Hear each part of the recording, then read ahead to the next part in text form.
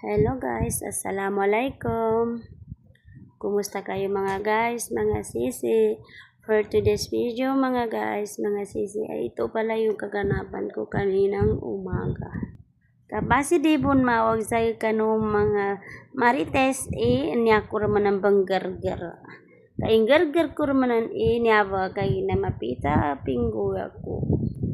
Bali for today's video pala mga guys ay maglalaba ako. Ang dami ko palang labahan ngayong araw na to mga guys.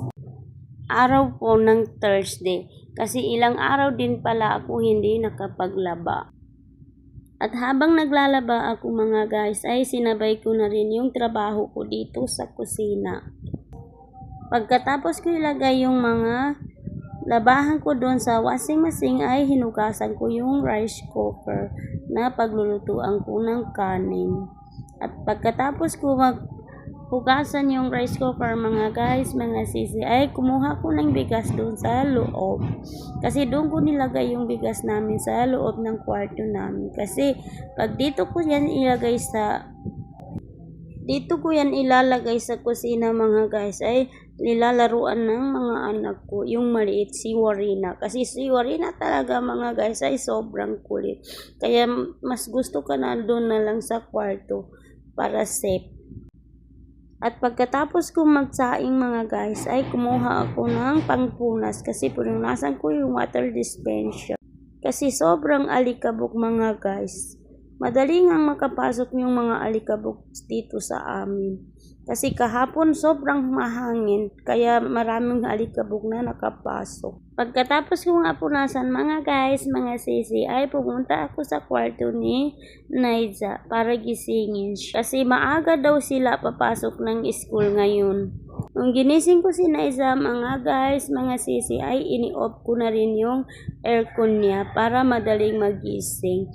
At pagkatapos ay pinulot-pulot ko yung mga kumot doon sa kwarto niya na madumi para isali ko doon sa mga labahan ko. At bumalik na naman ako doon sa kusina at nagpunas-punas na naman ako ulit. Kasi ayun nga, maraming alikabok.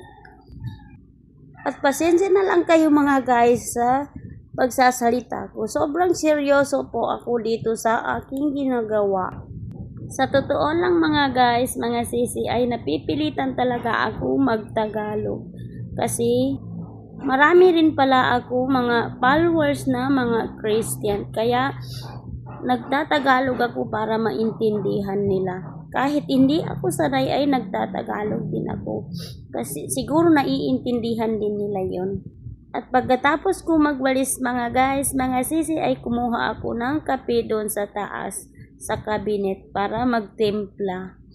Kasi magkakape muna ako bago ko simulan ang paglalaba ulit.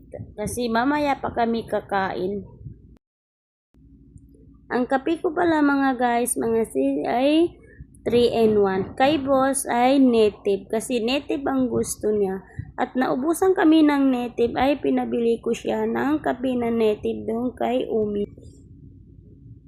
At habang hinihintay ko yung kape na native ay tinimpla ko na yung para sa akin mga guys, mga sisi. Parang sobrang seryoso nga ako talaga dito sa aking pagsasalita mga guys. At ayun nga mga guys, mga sisi, ay tapos ko na yung kape magtimpla at nagkape na kami ni boss. Sabay kami nagkape ni boss at may pandesal pala kami na natira namin kagabi. Kasi bumili siya doon sa motor na dumadaan dito sa amin. At hindi namin naubos at ngayon ay kinakain na namin. At ayun lang mga guys, thank you.